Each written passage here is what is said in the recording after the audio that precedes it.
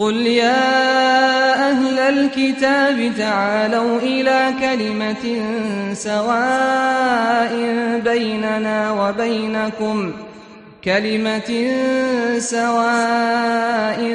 بيننا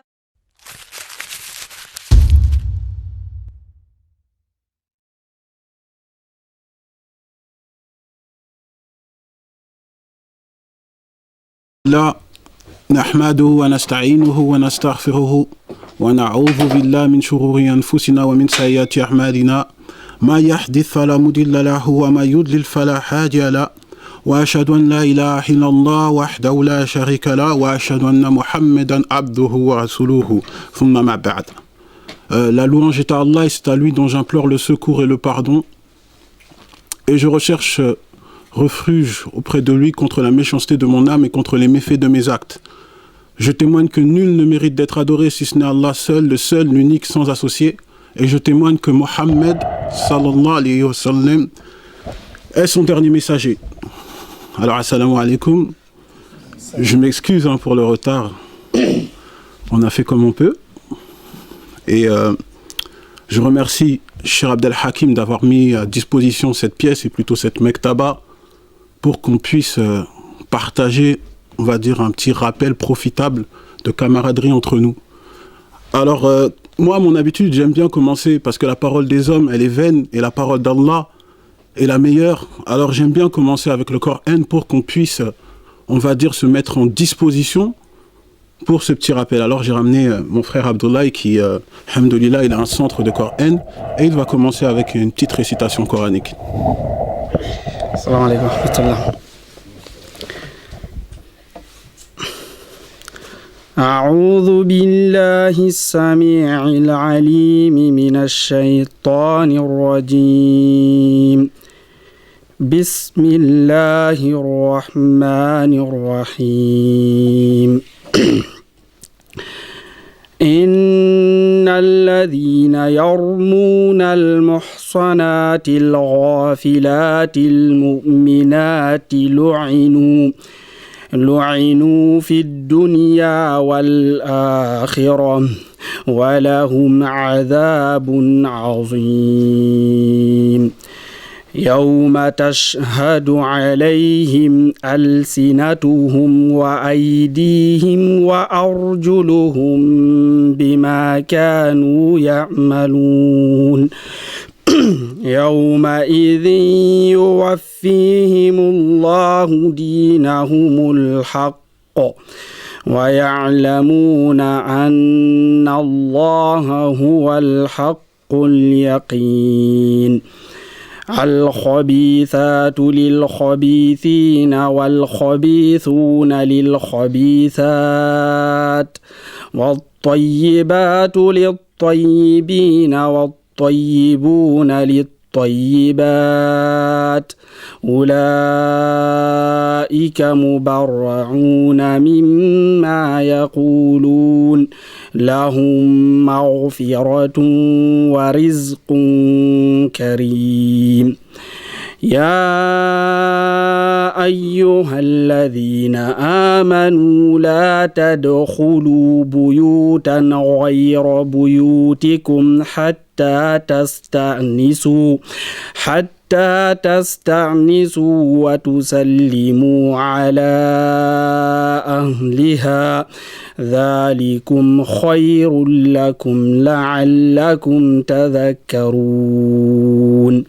فإن لم تجدوا فيها أحدا فلا تدخلوها حتى يؤذن لكم وإن قيل لكم ارجعوا فارجعوا هو أزكى لكم والله بما تعملون عليم.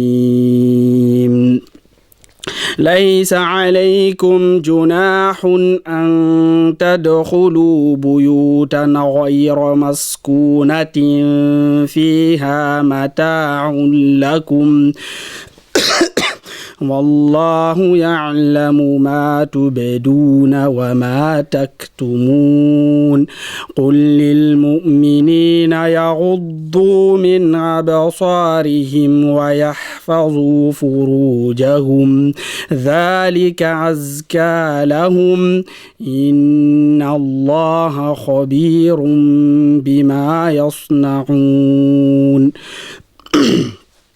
وقل للمؤمنات يغضضن من أبصارهن ويحفظن فروجهن ولا يبدين زينتهن إلا ما ظهر منها وليضربن بخمرهن على جيوبهن ولا يبدين زينتهن إلا لبعولتهن أو آبائهن أو آباء بعولتهن أو آباء بعولتهن أو أبنائهن أو أبناء بعولتهن أو إخوانهن أو بني إخوانهن أو بني أخواتهن أو نسائهن أو ما ملكت أيمانهن أو التابعين غير أولي الإربة من الرجال أو الطفل الذين لم يظهروا على عورات النساء ولا يضربن بأرجلهن ليعلم ما يخفين من زينتهن وتوبوا إلى الله جميعا أيها المؤمنون لعلكم تفلحون.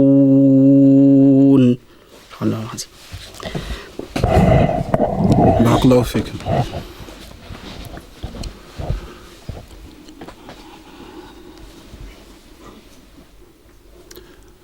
Donc je vais commencer mon intervention et après avoir remercié Abdel Hakim, je veux remercier la sœur qui a organisé cet événement puisqu'elle a voulu remédier à un triste constat qui se trouve au sein de notre communauté, à savoir le manque d'implication de nos sœurs dans la religion, le manque d'implication de nos sœurs dans différents plans, à savoir que ce soit dans le plan culturel, social, enseignement, savoir, le manque d'implication dans tout. Et il m'a paru donc bon aujourd'hui de traiter comme sujet la femme à l'honneur. La femme à l'honneur parce que à travers l'histoire, il en a été tout le contraire.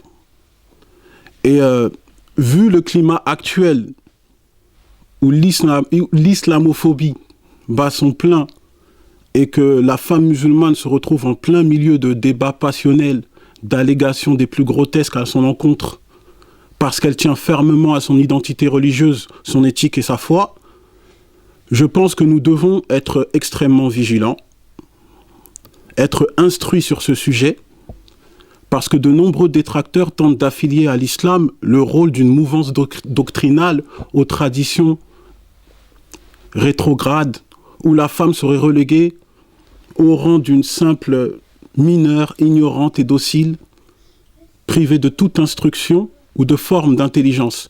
Et malheureusement, même certains ou certaines parmi nous partagent ce point de vue par manque de connaissances. Alors mon premier point, je pense qu'on va commencer avec le statut ou la position de la femme musulmane, ou de la femme en général. Je vais aller directement au Coran avec le chapitre 3, versets 35 à 36, puisqu'on a déjà un peu de retard, je vais aller directement en français. Lorsque Allah Azza wa Jal nous dit, lorsque la femme d'Imran a dit, Allah, je te voue en exclusivité ce que j'ai dans mon ventre. Accorde-le-moi donc. Tu es certes l'audient et l'omniscient. Et lorsqu'elle eut accouché de cet enfant, elle dit, Seigneur, voilà donc que j'ai accouché d'une fille. Mais Allah savait mieux de quoi elle avait accouché. Le garçon n'est pas comparable à la fille. Et dans ce verset, si on médite, le garçon n'est pas comparable à la fille. Les Arabes avaient coutume de, lorsqu'ils faisaient une comparaison, c'est de mettre la chose la plus élogieuse à la fin. Ça veut dire que la demande que la femme d'Imran, elle a faite, comme quoi qu'elle veut un enfant qui soit au service de Dieu, le meilleur, c'était une fille. Et il faut bien comprendre cette chose-là parce que c'était à une tradition, à une époque où les Juifs avaient comme tradition de donner tout ce qui est exclusivement pour Dieu aux hommes. Ça, c'était leur coutume, c'était leur tradition. Et là, Allah, il a enlevé cette idée reçue de penser que ça dépend du sexe de la personne. Cela n'a aucun à voir. Ça n'a rien à voir. La preuve, je pense que tout le monde sait c'est qui la fille de la femme d'Imran. C'était Marie, Myriam alayhi salam. Donc au fait, pour continuer, je dirais tout simplement que Allah a balayé cette coutume sinistre de penser que la femme est une personne qui est inférieure à l'homme ou on ne peut pas espérer d'elle un service pour le Très-Haut. Et vous allez voir qu'à travers les civilisations, à travers les différentes coutumes des gens, la femme a toujours été perçue comme mauvaise. Par exemple, on va aller dans la civilisation perse. C'est issu d'un livre qui est de Will Durand, Notre héritage oriental, où il dit, les Perses pensaient, nous ne faisons aucune prière pour avoir des filles. Et les anges ne font pas figurer cela comme étant un cadeau pour l'humanité.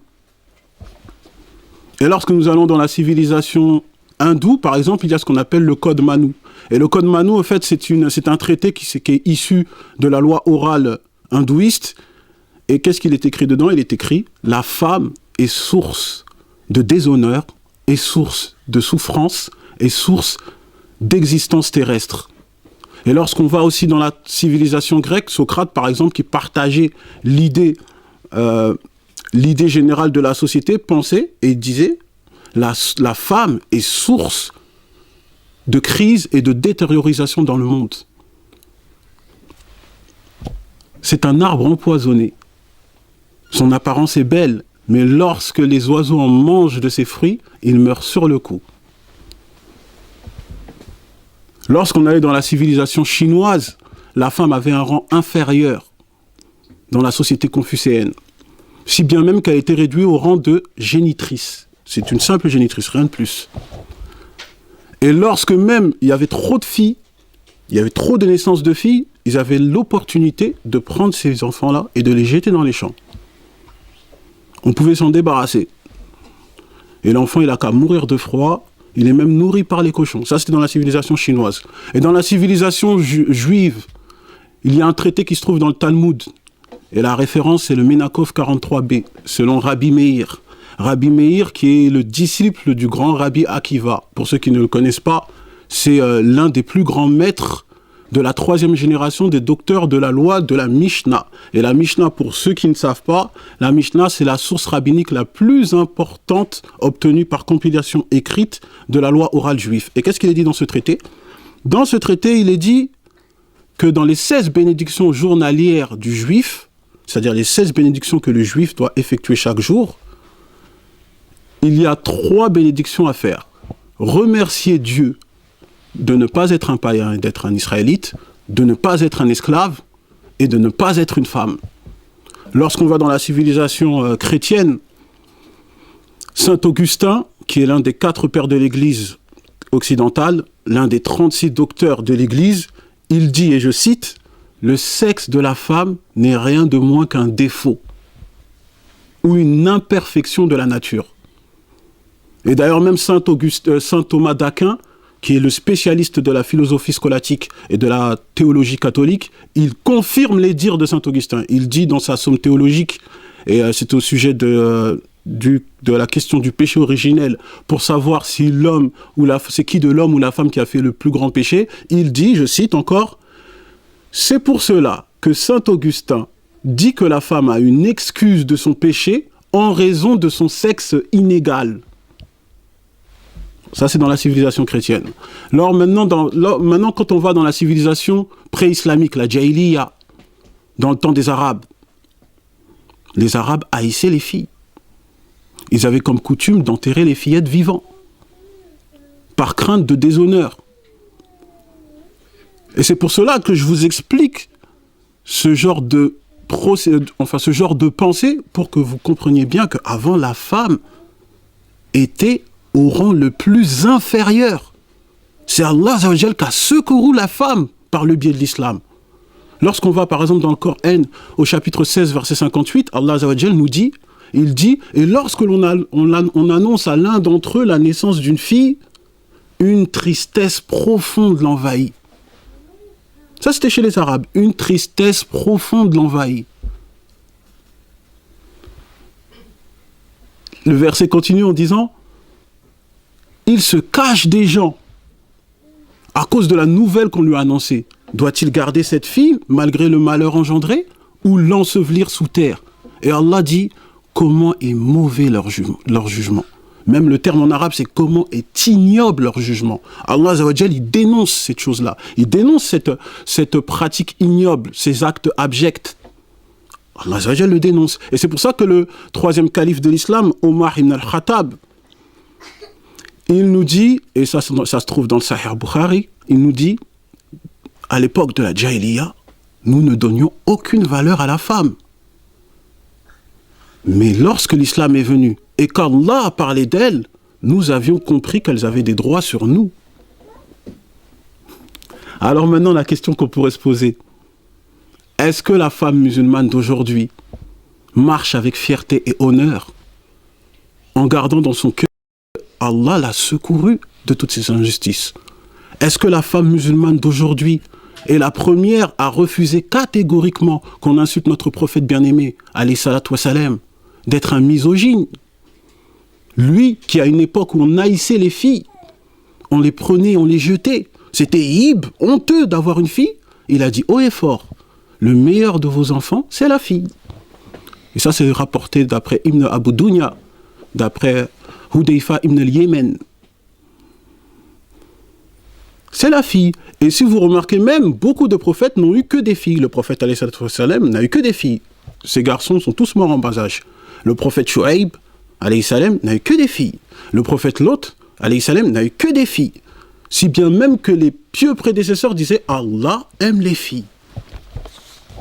Jusqu'à l'imam Ahmed, l'un des fondateurs des 4 écoles, lorsque son fils a eu une fille, il lui a dit, et tu sais ce qui a été rapporté au sujet des prophètes. En gros, tu sais que ça, c'est une bénédiction qu'Allah a donnée aux prophètes. Et toi, t'en bénéficies. Ça, c'est juste un tout petit échantillon de la perception islamique de la femme. L'islam a honoré la femme. Ça, il faut que tout le monde le sache. Il faut qu'on garde ça dans la tête, mais surtout dans le cœur. Deuxième point que je vais énoncer le fait que, je veux plutôt dire le rôle de la femme. Lorsqu'on va dans le Coran, dans la sourate An-Nisa, sourate les femmes, justement, dédiée aux femmes, au verset 1, Allah nous dit, dans le sens rapproché des versets, « Ô être humain, craignez votre Seigneur, qui vous a créé d'un seul être et de celui-ci son épouse. Et de vous deux a répandu beaucoup de femmes et d'hommes. » Allah Azza wa Jal nous informe qu'il a créé Adam. Et de Adam, il a créé Hawa. Et lorsqu'on va même dans le commentaire de Ibn Abbas qui est le neveu du prophète, alayhi salatu wassalam, il nous dit que Hawa a été créé à partir de la partie gauche de Adam. Et la partie gauche, mes frères et mes sœurs, c'est là où se trouve le cœur. Et lorsqu'on continue même avec le Coran, dans la sourate 30, verset 21, Allah Azza wa Jal nous dit, parmi les signes, il a créé de vous, pour vous, des épouses. Pourquoi? Afin que vous viviez en tranquillité. Il a mis de l'affection et de la bonté. Il y a là des preuves pour ceux qui réfléchissent. Donc à l'origine, l'être humain, il ne faisait qu'un. Et une partie de lui s'est détachée. Il était donc incomplet. Et c'est à lui de rechercher cette partie manquante. Et on comprend mieux le hadith qui se trouve dans le Sahih Muslim, lorsque le prophète alayhi salatu wassalam nous dit les âmes sont comme des soldats regroupés. Celles qui se reconnaissent sont en harmonie et celles qui s'ignorent sont en discorde. Donc, comme je l'ai dit, l'être humain, à la base, il ne faisait qu'un. Et donc, une partie de lui s'est détachée, à savoir la femme, et l'homme doit donc rechercher cette partie manquante pour se retrouver à son origine. Et dès lors qu'il va se retrouver dans son origine, il aura cette plénitude, il aura cette sérénité, ce que Allah dit, es-sakina. Il aura cette sérénité. Mais le seul moyen, c'est la femme. C'est la femme. Et cela, on ne va pas réduire cela à juste la relation homme-femme ou époux-épouse. C'est beaucoup plus profond que cela. Regardez par exemple la relation que notre prophète alayhi salatu wassalam avait avec sa fille Fatima. Vous savez comme moi que notre prophète bien-aimé était un orphelin. Il a été privé de la douceur maternelle. Mais Fatima a remplacé. Au fait, Fatima, elle a comblé ce manque. Parce que lorsque le prophète alayhi salatu wassalam était malade, c'est qui s'occupait de lui? C'est Fatima. Lorsque il subissait des épreuves, c'est qui subissait ces épreuves avec lui? C'est Fatima.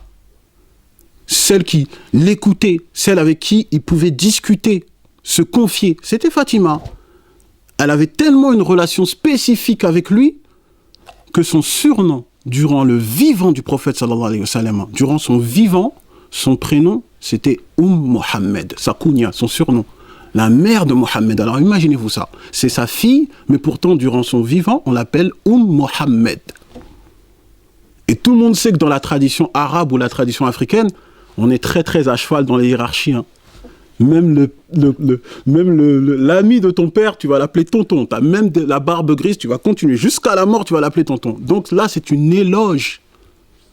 C'est une éloge, ça caractérise la relation particulière qu'ils avaient. Et ça, on le trouve dans le Sahih Bukhari lorsque le prophète nous dit « Fatima est une partie de moi. Fatima est une partie de moi. Ce qui la met en colère, me met en colère. » Donc, comme vous le constatez, la femme, si on rentre dans une analyse, la femme, c'est l'objectif noble de l'homme. C'est ce qui permet à l'homme d'être en totale plénitude. Et d'ailleurs, regardez, Adam alayhi salam, il était au paradis, il était à l'endroit où que tout le monde veut aller. Mais pourtant, pour qu'il ait cette totale plénitude, il lui a fallu qui? Il lui a fallu Hawa. Donc vous voyez là, l'explication islamique au sujet de la femme. Mais est-ce que, si on réfléchit un peu, on trouve la même chose dans les civilisations? Parce que, attention, en islam, il y a de nombreuses, mais innombrables recommandations pour préserver la femme, justement, pour qu'elle puisse être en bonne disposition pour faire ce rôle si noble. Et il y en a beaucoup. Je vais vous donner des exemples. Par exemple, dans le Sahih Muslim, lorsque le prophète alayhi salatu wassalam nous dit quoi? Il nous dit que celui qui s'occupe de 2 filles jusqu'à l'âge de puberté, le jour de la résurrection, il sera avec moi comme ceci. Comme les 2 doigts de la main. Ou le hadith rapporté par l'imam Ahmed, lorsqu'il nous dit les femmes sont les consoeurs des hommes. Ou le hadith rapporté par Ibn Hibban, lorsque le prophète sallallahu alayhi wa sallam nous dit le croyant dont la foi est la plus complète est celui qui a le meilleur comportement, et les meilleurs d'entre vous, ce sont ceux qui sont les meilleurs envers leurs épouses.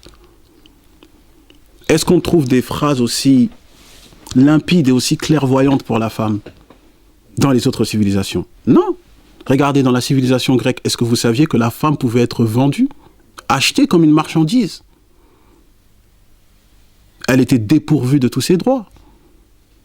Jusqu'à même Socrate, il disait, la femme aussi peut être bonne, tout comme l'esclave, mais la femme reste inférieure et l'esclave reste médiocre. Lorsqu'on va dans la civilisation chinoise, on nous dit même que, également, déjà, on pouvait aussi vendre les femmes, mais c'est le mari qui décide de la vie ou qu'elle meurt. C'est le mari qui décide si elle veut mourir, s'il veut qu'elle meure, elle meurt. C'est lui qui décide. Et même s'il meurt, il y avait même une tradition qui consistait à ce que la femme devait se donner la mort. Ça, c'est dans la civilisation chinoise. Alors, dans la civilisation hindoue, on parle même de se procurer une femme. Quand je dis procurer une femme, c'est-à-dire il y a trois manières. Soit on sollicite son consentement, ça passe, soit on l'achète, ou soit carrément on l'enlève. On l'enlève. Et il y avait même une pratique qui consistait à ce que si la femme devient veuve, on doit la brûler vive avec son mari. Et cette pratique s'est faite jusqu'au XVIIe siècle. Jusqu'au XVIIe siècle. Et si on va dans la civilisation judéo-chrétienne, je veux rester dans la Bible, hein, parce que je me veux dans la religion comparée. C'est dans la Torah, c'est dans l'Ancien Testament, c'est dans la Bible. Le père peut vendre sa fille. Ça, c'est dans Exode chapitre 21, verset 7. Et si une femme perd son mari et qu'elle n'a pas d'enfant avec lui, elle doit obligatoirement se marier avec le frère de son mari. Ça, c'est dans Deutéronome chapitre 25, verset 5. On appelle ça le Lévira. C'est dans la Bible. Lorsqu'on allait dans l'époque des Arabes, la Jahiliya, il y avait ce qu'on appelle Ez-Zawaj Fasid, le mariage invalide. Et vous savez, ça consiste à quoi? C'est qu'il y a 10 personnes masculines qui vont chez une femme, ils consomment avec elle, et si elle tombe enceinte, c'est elle qui désigne au hasard le père de l'enfant. Je vous ai dit, l'islam est venu redonner le droit à la femme. Certains vont vous dire, mais non, ça c'était avant, ça c'était à l'époque, c'était les civilisations avant l'islam. Ok, très bien, on va rester ici, on reste en France. On reste en France, dans la monarchie française. Allez, au XVe siècle, en 1530, Éléonore d'Autriche, elle a été contrainte d'épouser le roi de France, François Ier.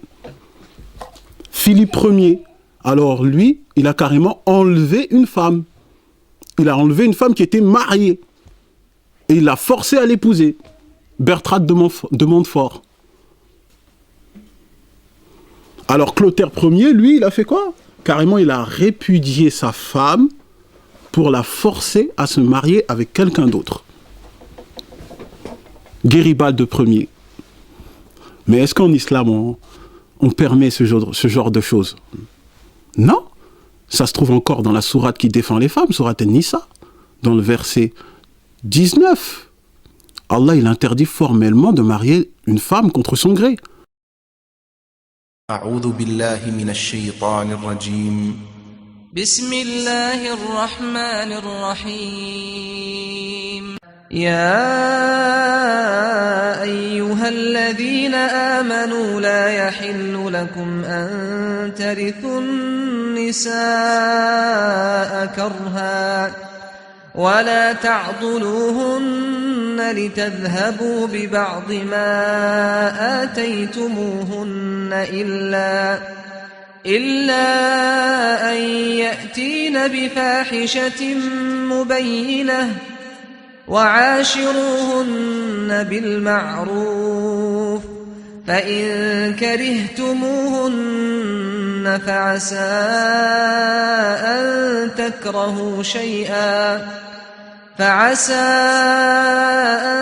تكرهوا شيئا ويجعل الله فيه خيرا كثيرا.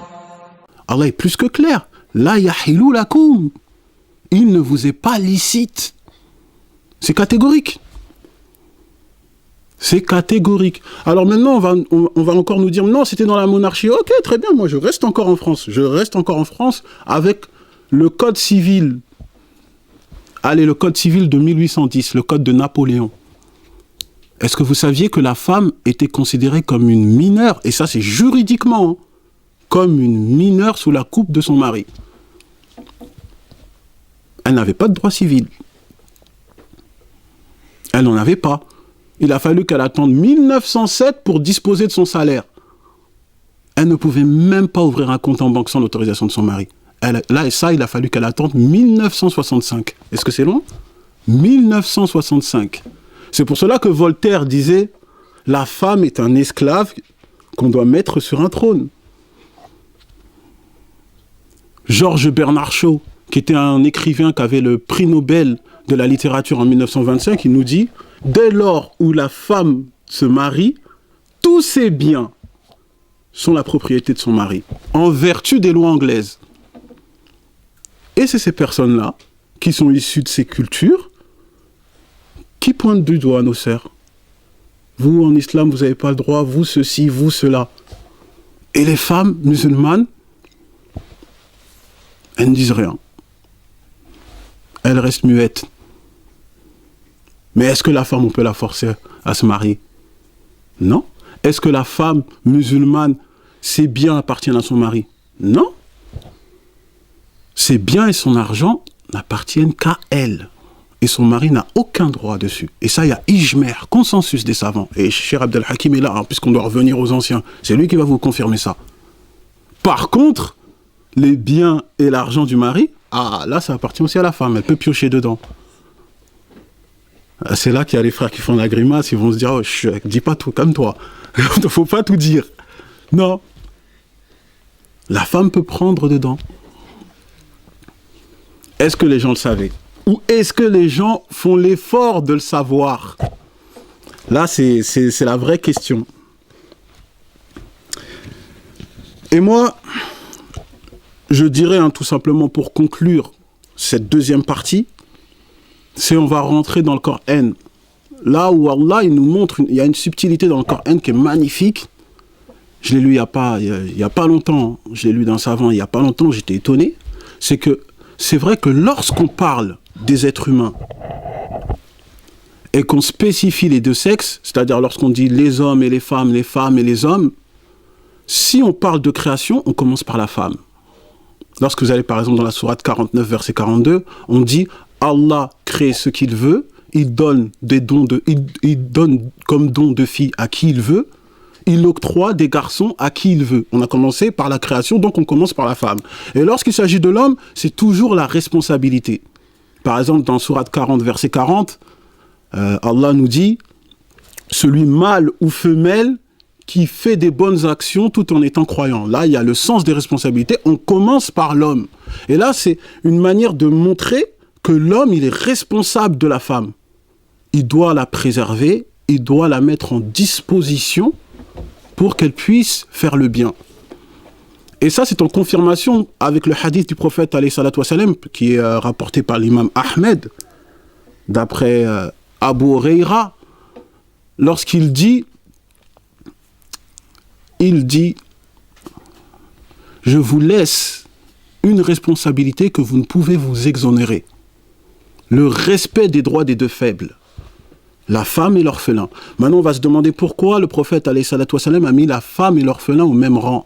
Tout simplement parce que de même que l'orphelin, on doit y prendre soin, on doit être attentif à ce qu'il fait. On doit vraiment l'écarter de tout mal. La femme, c'est la même chose. Donc là, c'est le rôle de la femme. La femme ramène l'épanouissement et l'homme est responsable d'elle. Ça, c'est la vision islamique. Et non la même vision que vous avez pu le constater avec les autres civilisations. Mon troisième point, et mon dernier, ce sera l'empreinte de la femme musulmane et ce qu'elle a apporté dans l'islam. Parce qu'on a vu les droits de la femme, on a vu ce que l'islam a apporté à la femme. Maintenant, il faut voir qu'est-ce que la femme a apporté à l'islam. Quelle trace elle a laissée à l'islam. Est-ce que la femme musulmane des 3 premières générations est la même que la femme musulmane d'aujourd'hui? Ah là, c'est une question.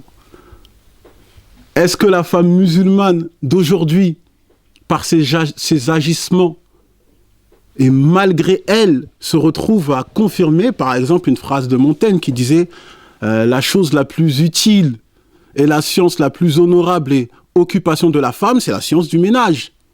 Est-ce que la femme musulmane, maintenant, rend véridique cette phrase-là? Est-ce que la femme musulmane, malgré elle, rend véridique, et par son manque d'implication dans la religion, rend véridique la phrase de Molière, qui a dit « Il n'est pas bon, bien et honnête, et pour beaucoup de causes, que la femme étudie et sache tant de choses. » Est-ce que maintenant la femme musulmane d'aujourd'hui, malheureusement, elle rend véridique cette phrase-là?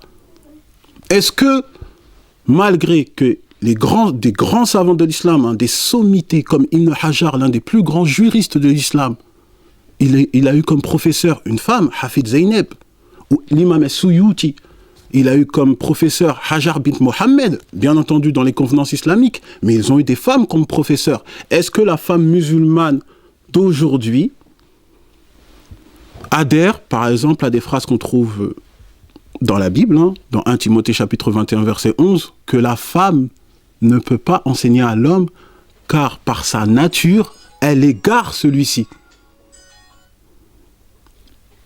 Est-ce que la femme musulmane a aspiré toutes ces idées erronées, se les est accaparées, et maintenant elle la montre aux yeux des gens comme l'identité de la femme musulmane? Ah, là maintenant, on va me dire que le frère Abdallah, il a menti. Il a dit que c'était la femme à l'honneur, maintenant, ça se retrouve, c'est la femme à la barre. La femme à la barre des accusés. Non, moi, ce que j'essaie de dire, c'est que tout simplement, il y a très très peu maintenant de femmes qui représentent l'islam. Allah, il a donné l'accès au savoir pour les femmes. Mais les femmes, maintenant, elles le délaissent. Elles sont instruites dans tout, sauf dans la religion. Dans tout. Pourquoi ? Et puis après, on s'étonne que certaines femmes trouvent elles sont étonnées d'avoir des foi fébriles. Elles s'accrochent péniblement à leur dîn. Elles se retrouvent, malheureusement, et je le dirais d'une manière allégorique, comme quelqu'un qui tient une branche lorsque tout son corps s'enfonce dans du sable mouvant. Mais est-ce qu'à l'époque du prophète, alayhi salatu wassalam, les femmes étaient comme ça? Non, abadan, jamais. Lorsque vous allez dans le Sahih Bukhari, par exemple, des femmes sont parties voir le prophète, alayhi salatu wassalam. Elles sont parties le voir, elles ont dit « Ya Rasulallah, les hommes t'ont pris de nous. Accorde-nous un temps, un jour pour nous. » Et le prophète, alayhi salatu wassalam, leur a accordé. Ou sinon, et c'est rapporté par Tabarani et l'imam Suyuti également, lorsque Asma bint Yassid est partie voir le prophète, alayhi salatu wassalam, elle lui a dit « Ya Rasulallah, moi je suis l'envoyé des femmes à toi. Et comme toi tu es l'envoyé des hommes, tu es également l'envoyé des femmes. » Et après, elle a commencé à faire un discours des plus éloquents.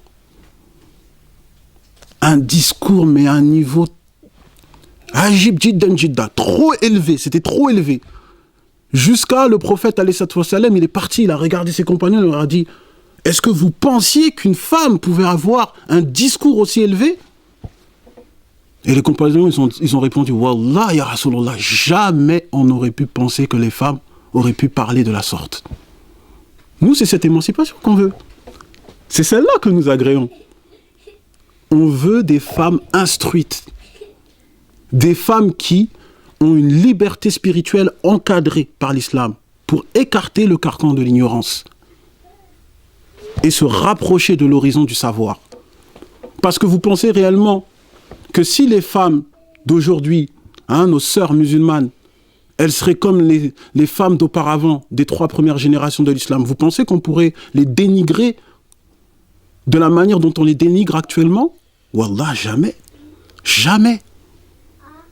Et c'est pour ça que je vais vous donner des exemples, par exemple, des femmes à l'époque des 3 premières générations, pour que vous constatez, vous et moi, on constate tous qu'il y a un grand fossé. Et que là, on a du travail. Wallahi, on a du travail. Regardez, on va commencer avec Aïcha, la mère des croyantes. Qu'Allah l'agrée. L'épouse du prophète, alayhi salatu wassalam. Est-ce que vous saviez que c'était l'une des figures les plus importantes de la science du hadith? Autant en nombre, parce que par sa cause, on connaît 2210 hadiths. Par sa cause, ça c'est le nombre. Et en qualité d'interprète, c'est-à-dire le fait qu'on la conserve pour le hadith, elle a remis en cause des hadiths qui ont été attribués au prophète, alayhi salatu wassalam, 58 fois, environ 58 fois. Par exemple, lorsqu'on va dans le Sahih Bukhari, il était rapporté que quand quelqu'un prie, si un âne ou un chien ou une femme passe devant, la prière est annulée. Aïcha, elle a réfuté. Elle a dit non, vous nous avez relégués au rang des chiens et des ânes. J'étais endormi devant le prophète alayhi salatu wassalam lorsqu'il faisait la prière nocturne.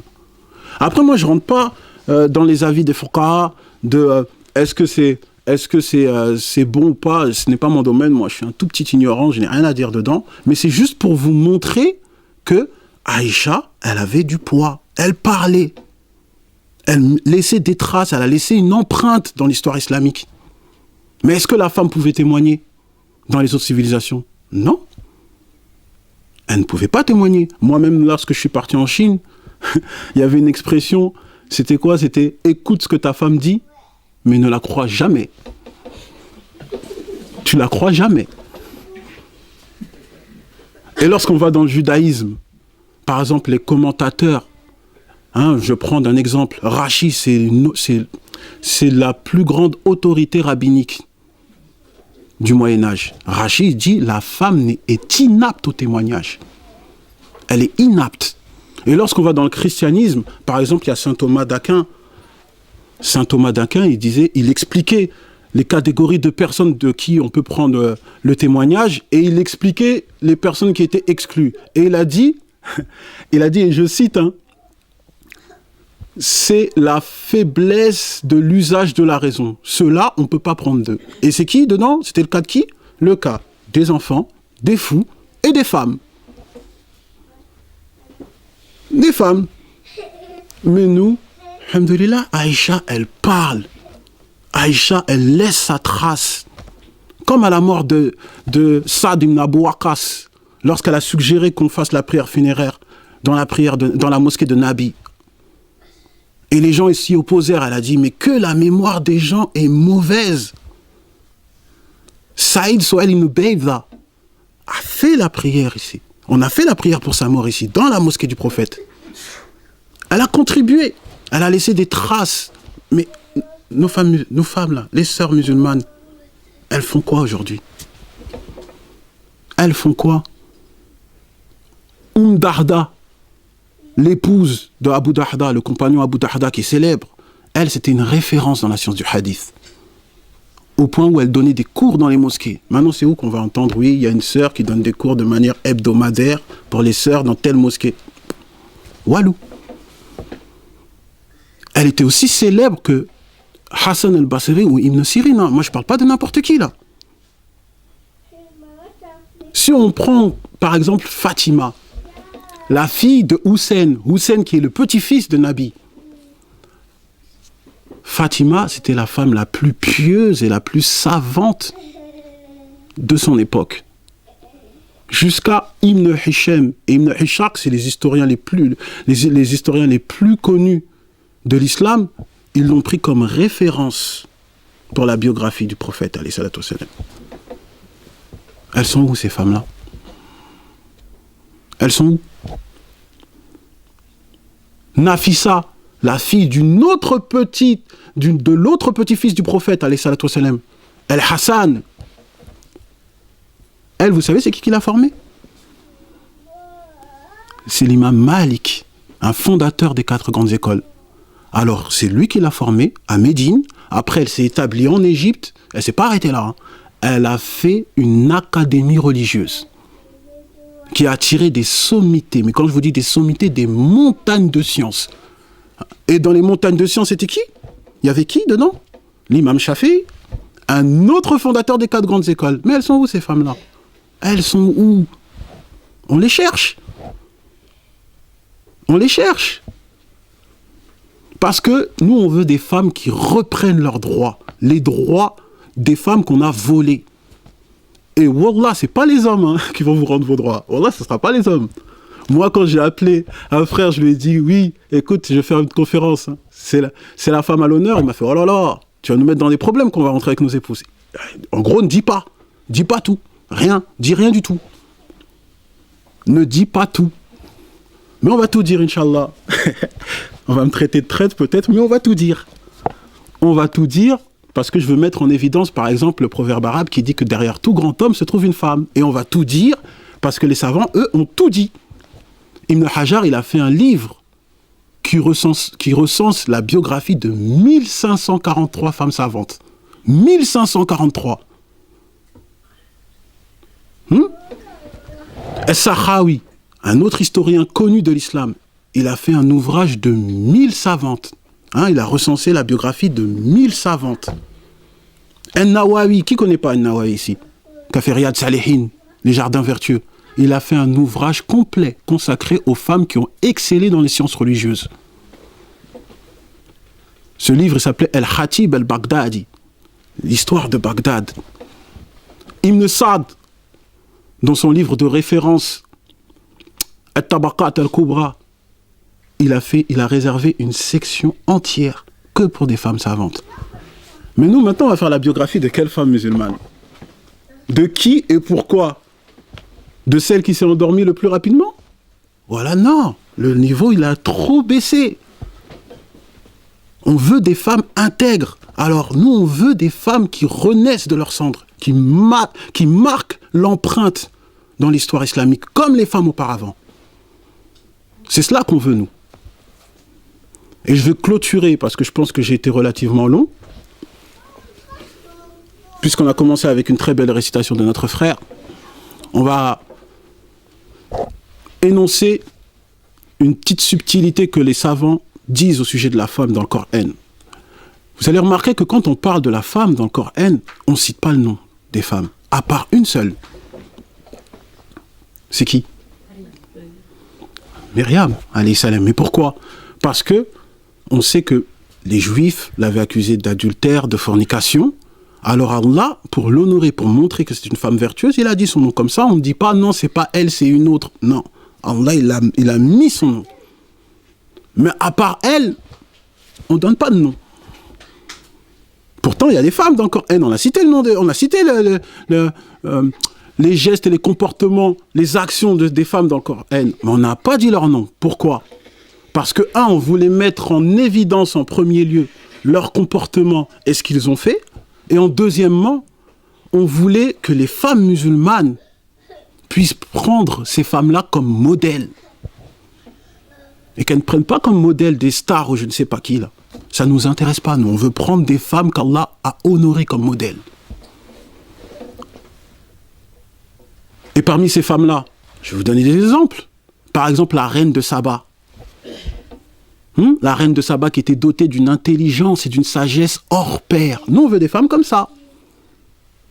On veut que nos sœurs soient comme ça.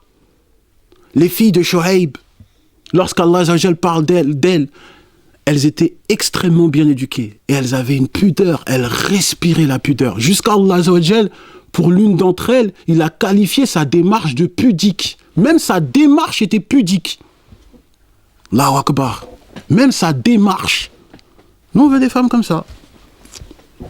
C'est ces femmes-là qu'on veut. Lorsqu'on parle, par exemple, de l'épouse de Pharaon, qui avait une patience mais illimitée, alors que son mari, c'était un tyran. Son mari, c'était lui il disait que c'était lui Allah. Il disait que c'était lui Dieu. Elle avait sa patience et elle invoquait Allah. On veut des femmes comme ça. On fait notre commande. On veut des sœurs comme ça. Et la mère de Moussa. La mère de Moussa, Allahu Akbar. La mère de Moussa, lorsque Pharaon, il tuait tous les premiers-nés israélites. Allah, il l'a inspiré. Il l'a inspiré de faire quoi?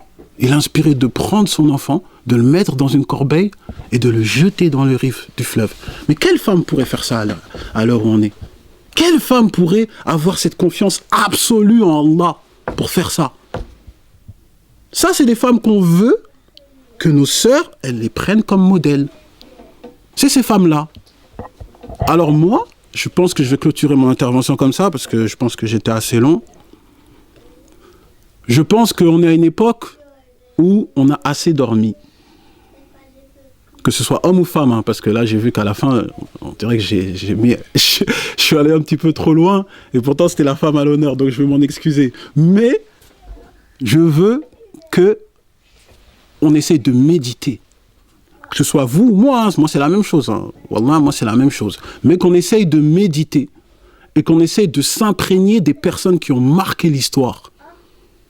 Qu'on s'imprègne de leur manière de vivre et de leur manière de percevoir la vie. Et c'est ainsi que notre foi, elle va s'élever et qu'on pourra être utile pour nous, nos familles et la communauté. Je pense qu'on va arrêter ici.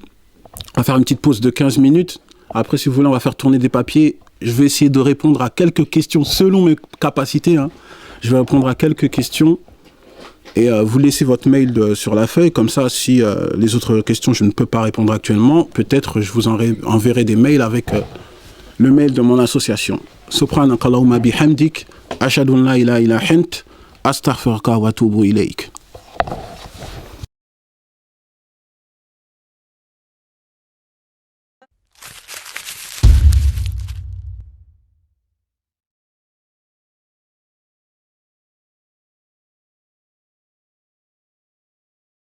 Bismillahirrahmanirrahim, salatu wassalam à Rasulullah sallallahu alayhi wa sallam. Alhamdulillah, au moins j'ai été un petit peu clair, comme j'ai vu qu'il n'y a pas trop de questions. Donc, alhamdulillah. J'ai lu la première question, c'est comment s'instruire avec la nouvelle technologie, notamment Internet, comment démêler le vrai du faux. Ça, c'est une question qui me concerne moi-même, donc je ne sais même pas comment répondre. À la base, je pense que déjà, c'est la sincérité, c'est l'ikhlas. On doit demander la sincérité à Allah Azza wa Jal. Et comme j'ai donné comme exemple les femmes dans le Coran, toutes elles ont le point commun qu'elles ont invoqué Allah Azza wa Jal et que elles ont mis la confiance à Allah. De toute manière, Allah, pour la personne qui est sincère et qui entreprend la bonne méthodologie, à savoir, et Shir a fait, à ma venue, j'ai vu qu'il avait fait un petit rappel. À partir du moment que la personne a une bonne méthodologie de sa religion, normalement, il ne devrait pas avoir de problème.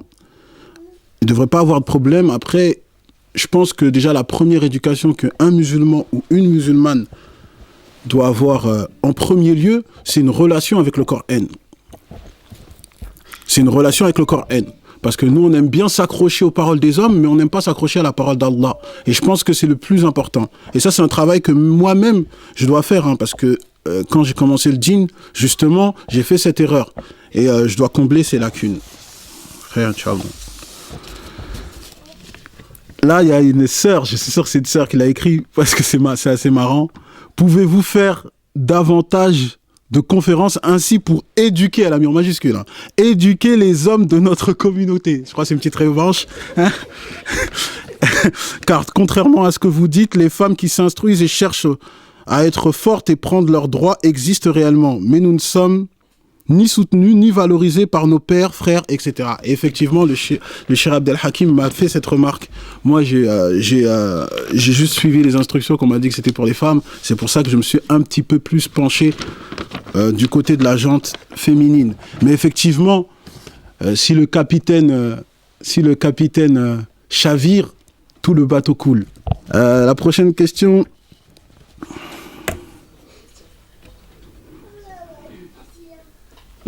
Dans la sourate 4, les femmes, An-Nisa, sourate An-Nisa, Allah nous demande en cas de conflit avec son épouse de l'exhorter, puis séparation, et si elle est insolente en majuscule encore, un point d'exclamation, de la frapper, 3 points d'exclamation.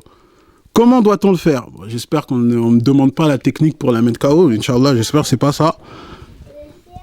Puisque normalement on doit être bon et patienter. Cette question, elle est intéressante. Pourquoi? Parce qu'au fait, c'est toujours dans Sourate An-Nisa et elle cadre ma réponse. Parce qu'il a dit, déjà il a mis les 3 étapes, de l'exhorter, puis séparation et de la frapper. Comment doit-on le faire? Parce que frapper, dans un sens général, ça englobe beaucoup de choses. Est-ce qu'on doit mettre un coup de poing? Est-ce qu'on doit mettre un coup de coude? Coup de pied retourné? Ou est-ce qu'on doit mettre une tapote? Est-ce qu'on doit montrer notre mécontentement comme si on faisait arrête? Les propositions sont nombreuses. Et on doit faire attention de ne pas changer le sens du verset coranique. Et le Coran se répond avec le Coran, principalement. Et lorsqu'on va dans la sourate 38, verset 44, justement, le prophète Ayoub avait promis de frapper sa femme de 100 coups. Et Allah lui a demandé de répondre à cette promesse, mais il lui a suggéré d'une autre manière.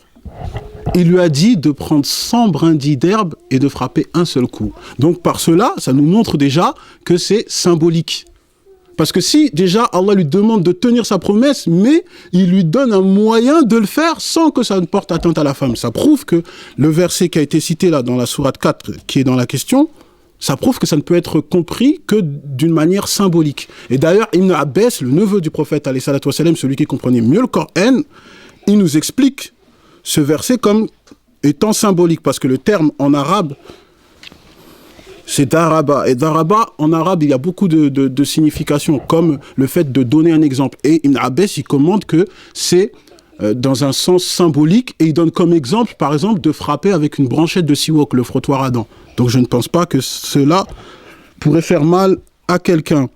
Ensuite, si on rentre, parce que je rentre toujours dans le domaine de la religion comparée, il faut savoir également que le prophète, alayhi salatu wassalam, par exemple, n'a jamais frappé une femme. Aïcha le rapporte dans le Sahih Muslim. Il n'a jamais frappé quelqu'un, ni une épouse, ni un servant, en dehors de la guerre. Et même le hadith rapporté par Ibn Hibban dit, c'est le prophète alayhi salatu wassalam qui dit, ne frappez pas les servantes d'Allah. Donc c'est clair. Sur cette chose-là, il n'y a rien, il n'y a pas de contradiction dans la chose. Et je vais donner un exemple. Dans les autres civilisations, par exemple, dans le judaïsme, si on va dans la Bible, c'est dans Exode chapitre 21, verset 21, on dit à un homme de frapper sa servante avec un bâton. La seule interdiction qu'on lui donne, c'est de ne pas la tuer. Ça, c'est dans la Bible, c'est dans Exode chapitre 21, verset 21. Maintenant, certains vont vous dire, mais non, c'est pas son épouse, c'est sa servante. Mais une servante reste une femme, on est d'accord. Ensuite, même les savants juifs, par exemple, Maïmonide, c'est un savant dans le judaïsme, on dit que c'est le deuxième Moïse. Et ben lui, il autorise le mari à frapper sa femme. Ça, c'est dans le judaïsme. Et lorsque vous allez dans le christianisme, c'est la même chose. Les savants chrétiens aussi disent la même chose. Saint Thomas d'Aquin, Saint Augustin. D'ailleurs, même si on va dans la Bible catholique, dans Sirach 22.6, on dit qu'il y a de la sagesse à frapper sa femme à coups de fouet. Ça, c'est pas dans l'islam. Après, si on veut enlever le point de vue religieux, ok, on va rester encore en France. Hein. Par exemple, dans le code pénal, c'est le code pénal de 1810. L'article, c'est le numéro 324. On l'appelle l'article rouge. Et vous savez, c'est quoi l'article rouge? C'est une excuse au mari de tuer sa femme si elle l'a trompé. Et ça, c'est dans le code pénal français. Hein. C'est dans le code pénal français. J'aimerais savoir qu'est-ce qu'on pourrait répondre aux personnes qui nous disent que le voile de la femme est un rabaissement et que l'islam a inventé ça pour inférioriser la femme. Si ce n'était que moi, j'aurais dit, tu n'as qu'à leur dire qu'ils s'occupent de ses affaires. Mais bon, puisqu'on doit répondre bi-ilmi et avec hikmah, on doit parler avec science et sagesse. Tout simplement, c'est faux, parce que déjà, si on regarde le verset qui parle du voile, il y en a deux, mais le verset 59 dans la sourate 33, Allah il dit « Ô prophète, dis à tes épouses, à tes filles et aux femmes des croyantes de rabattre leur voile, elles en seront plus reconnues. Et ça évitera qu'elles seront offensées. » Donc là, on voit la raison, c'est pour qu'elles soient reconnues. Mais reconnues pour quoi? Pour leur physique? Non, pour leur valeur, pour ce qu'elles véhiculent.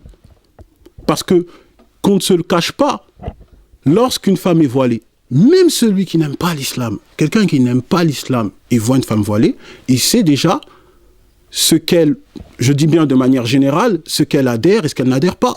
Il ne va pas l'inviter à aller boire une bière dans un bar. Sinon, on va le traiter de stupide. On est d'accord? Donc déjà, là, la chose, elle est plus que claire. En plus, dans la question, elle a dit c'est l'islam qui a inventé ça. C'est totalement faux.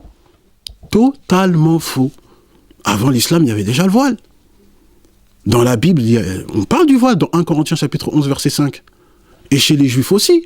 Une femme qui était en compagnie, elle devait porter un foulard. On appelle ça en hébreu le tichel.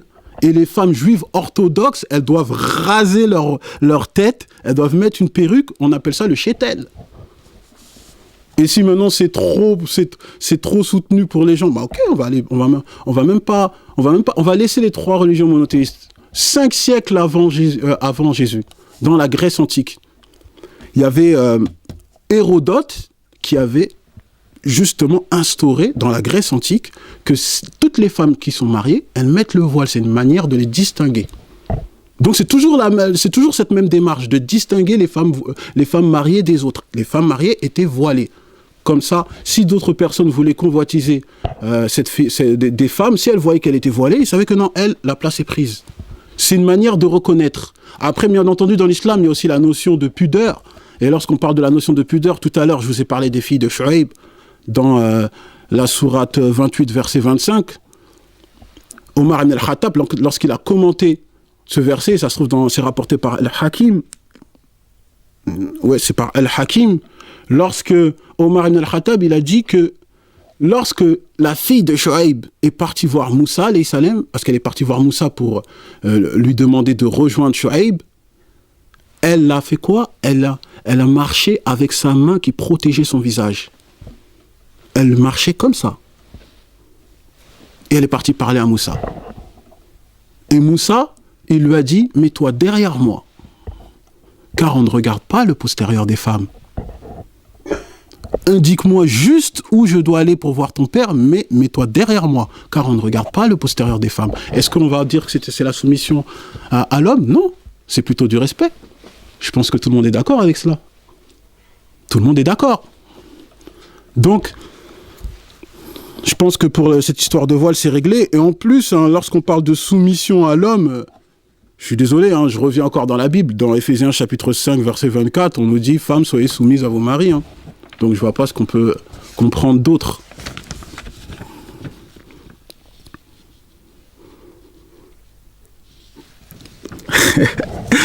Salam alaikum. Beaucoup de personnes utilisent le hadith dans Bukhari que la femme a été créée d'une côte tordue. Je ne sais pas si c'est un frère qui a écrit ça. La plus tordue, c'est la partie supérieure. Si on veut la redresser, elle se casse, et si on la laisse, elle reste tordue. Ouais, c'est le hadith qui se trouve dans Al-Bukhari. Et la question dit, sommes-nous donc créés imparfaites? Le hadith, effectivement, il est dans le Sahih Bukhari, il est également dans le Sahih Muslim de mémoire. Et le hadith, normalement, il a été tronqué, il n'a pas été dit dans l'intégralité dans cette question. Parce que le hadith, il commence par « Soyez bons envers les femmes ». Parce que la femme a été créée d'une côte tordue. Et après, on continue ce qui a été dit. Et à la fin, il répète, le prophète sallallahu alayhi wa sallam répète, soyez bons envers les femmes. Il répète. Et il y a même un autre hadith qui va dans le même sens. Il est rapporté par Ibn Hibban et il a été authentifié par Shir Albani. La femme a été créée d'une côte. Si vous tentez de la redresser, elle se brisera. Soyez convenable avec elle et vous pourrez vivre ensemble. Ça veut dire que si on prend ces deux hadiths, on ne peut pas le comprendre comme si la femme, elle serait imparfaite. C'est totalement faux. Là, le prophète, alayhi salatu wassalam, a voulu nous expliquer la nature de la femme. Comme quoi, la femme n'a pas été faite comme nous. C'est tout. Parce que Adam, on va aller doucement. Déjà, regardez, la femme n'est pas créée comme nous. Elle n'a pas le même physique que nous. Donc, conclusion, elle ne pense pas comme nous. Elle n'a pas la même perception que nous. Donc on ne peut pas agir avec elle comme on agit avec quelqu'un qui est comme nous. Ça, c'est totalement logique. Et regardez Adam, alayhi salam. Adam, il a été créé à partir de terre et d'argile. Mais la terre, c'est ferme. La terre, c'est inerte. La terre, c'est sur quoi on se repose et sur quoi on marche. Donc on voit la fonction de l'homme. Et on parle de Hawa. Hawa, elle a été créée à partir d'une côte, donc à partir d'une nature qui est déjà humaine, avec toute la complexité que ça englobe. Les sentiments, la sensation, le besoin, toute la complexité. Donc c'est pour ça que le hadith, là, nous parle justement de la femme, comme elle a été créée comme ça, on doit savoir avoir une certaine pédagogie.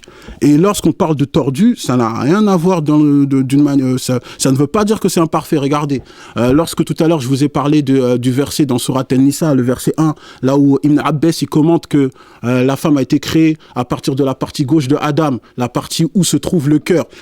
Lorsqu'on va regarder le corps humain, la côte la plus tordue, c'est la côte qui protège le cœur. C'est la côte qui protège le cœur. Et d'ailleurs, même si vous tentez de redresser cette côte-là, elle ne pourra plus faire sa fonction. Elle ne pourra plus protéger le cœur. Et si on la tord encore plus, elle va faire quoi? Elle va transpercer le cœur. Donc la femme est parfaitement conçue pour protéger le cœur de l'homme, donc pour lui ramener de la sérénité. Ça, c'est pas imparfait, ça, c'est totalement faux. Et je pense que j'étais assez clair avec les autres civilisations pour vous dire que de toute façon, pour eux, la femme, effectivement, elle a été créée imparfaite, je vais vous le rappeler. Par exemple, lorsque Saint Augustin disait que la femme, le sexe de la femme n'est rien de moins qu'un défaut ou une imperfection de la nature. Ou le juif qui, chaque jour, prie et remercie Dieu pour ne pas être une femme. Elle est là. Et d'ailleurs, il y a encore une autre chose qui me revient en tête, et c'était dans le livre que je vous ai dit de Will Durant, Notre héritage oriental, dans la civilisation hindoue, dans ce qu'on appelle le code Manu, ce que je vous ai dit tout à l'heure. Est-ce que vous savez que la femme devait appeler son mari mon Dieu? Elle devait appeler son mari mon Dieu. Et elle devait se comporter avec lui tel quel. Et si elle ne le faisait pas et qu'elle est désobéissante, comme eux, ils ont la croyance de la réincarnation, vous savez, elle va réincarner en quoi? En chacal. Je ne sais pas.